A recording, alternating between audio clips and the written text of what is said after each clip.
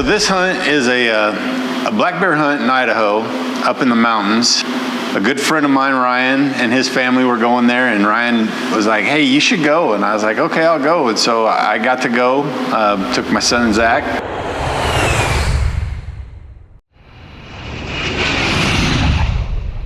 The place was beautiful. The outfitter was awesome. So shout out to Clearwater Outfitters, top-notch outfitters. Didn't break the bank. Roger and Ginger never stopped working to make sure we had great food, great company, great setups. I would say if you're gonna experience a bear hunt, that's the way to go. This hunt was hunting over bait in these backcountry environments. And when I say backcountry environments, I'm talking about 300 to 500 yard walk off of a beaten path, ride a side-by-side out or a four-wheeler out an hour, and then hike in 20 to 30 minutes to get set up in a tree stand. Oh, God. I'm nervous, excited to visit my family already. Only being gone one day. I love you guys. We'll check back in later. Hopefully we got a bear on the ground. 16 yards to the bucket. So a 20-yard pin it is. Roger says, climb up this tree stand and be still. And the bear will know you're there, but they will eventually be accustomed to your presence and come out. So day one of the hunt, it's 11 hours sitting. I'm sitting in a tree stand, so I've got 12 inches by 12 inches and a pad that I'm sitting on and a tree behind me and nothing in front of me. I'm tied off, so in case I fall asleep, I don't fall out of the tree. But 11 hours, and every time I hear a noise, I think, oh, it's a bear, it's a bear. Well, about 2 o'clock in the afternoon on day one, a bear is in the area. I can hear him huffing. I think he knows I'm there, and he's huffing at me to let me know he knows I'm there. He's doing this sound. Looks like day one's in the books. Still got a little bit of light, but just enough to get back up and get out of here.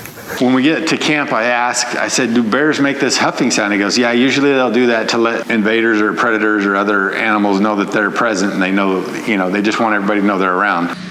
Just got out of the breakfast tent. Oh, tell you what, camp food is great. We had chorizo, eggs, and hash browns today. Living the life. Isn't it beautiful out here? Got a little gathering area, the trailer. They call that the dome, I think. Anyway, that's 15 foot from the ground to the top, and the snowdrift in here in the wintertime goes over that. Anyway, we're up at 4,000 foot elevation in the mountains of Idaho. I'm not going to tell you where because you'll come take our spot. No luck yesterday. The baits that were sitting, they were all tore up. So we're going to go out early this morning. It's just about 6:45. So we're going to head on up early this morning and see if we can get them before they head to go take their morning nap. I hunt in Texas. So almost everything I do is in a tree and on flat ground. Some hill country stuff. But this was intense ups and downs. All right, day 2 has begun. Camera check. Bow check. Backpack and snacks check. Long sit check. Wish me luck.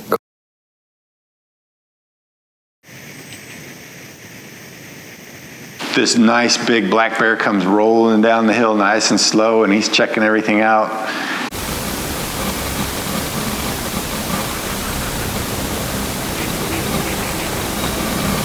And I'm getting everything ready, and I'm being patient.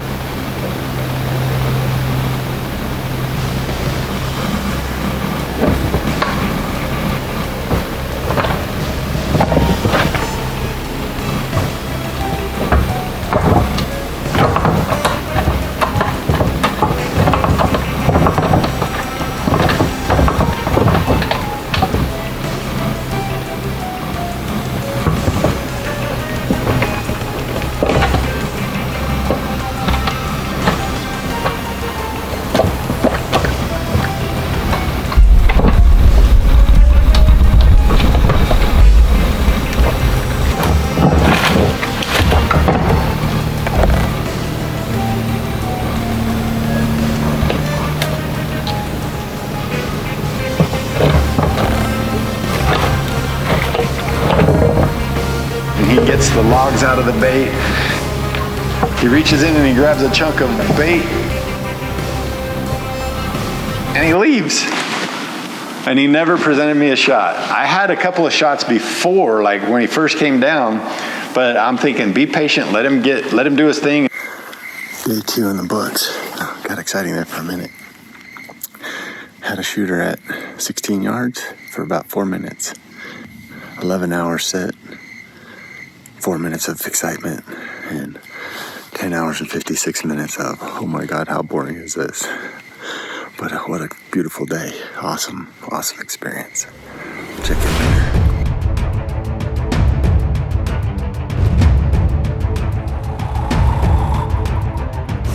Okay, day 3. I'm getting out early. Trying to catch this bear. We had a good encounter yesterday, but they also been hitting early in the morning. It's 5:35. Excited to see what today brings. So day 3 rolls around and my back is sore from sitting, and I'm doing everything I can to be present. I'm watching a movie and I'm not paying attention. I'm just sitting there, and all of a sudden I catch movement out of the corner of my eye, and I look up and there's a bear coming down the hill, or coming up the hill. So I get everything turned on, I get my bow out, and then I realize my freaking camera is going back and forth between focusing on the branch in front of me, focusing on my bow, and it's not focusing on the bear, so the bear is blurry. But there's nothing I can do at this point, right? So this is about a minute of me screwing around, watching my camera, focusing it out. And he sees me moving around, and so he starts to leave. I'm like, oh, he busted me moving. But he wanted that bait more than he wanted to leave.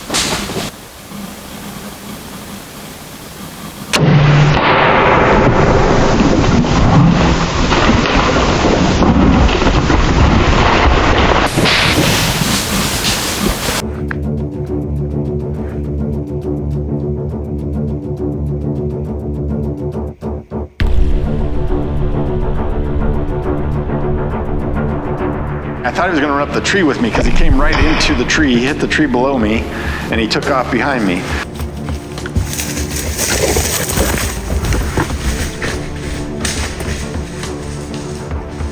I dropped my phone while this is all happening because I had set it between my legs to take the shot because I was watching a stupid movie.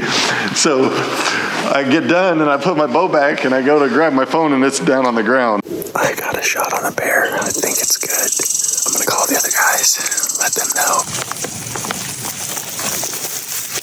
know. Walk over to the trail where Roger's gonna come and meet me, and found good blood right there at the trail. There's blood on both sides.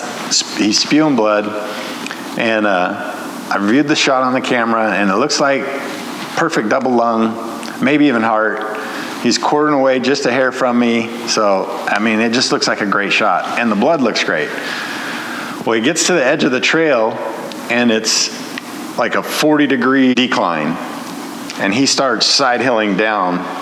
So we tracked him about 350 yards, and we get to this spot where he bedded, and there's got to be a gallon of blood there.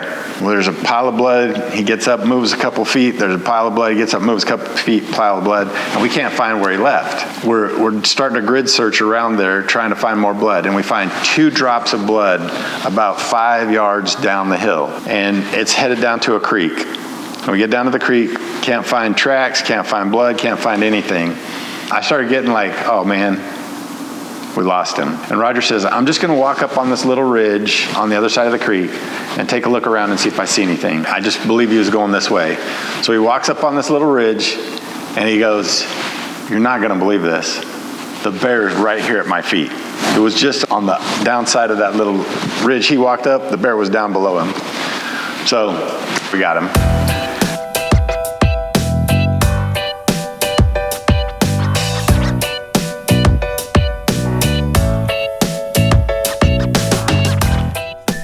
forget, click like, click subscribe, hit the little bell so you get notified. Thanks for watching.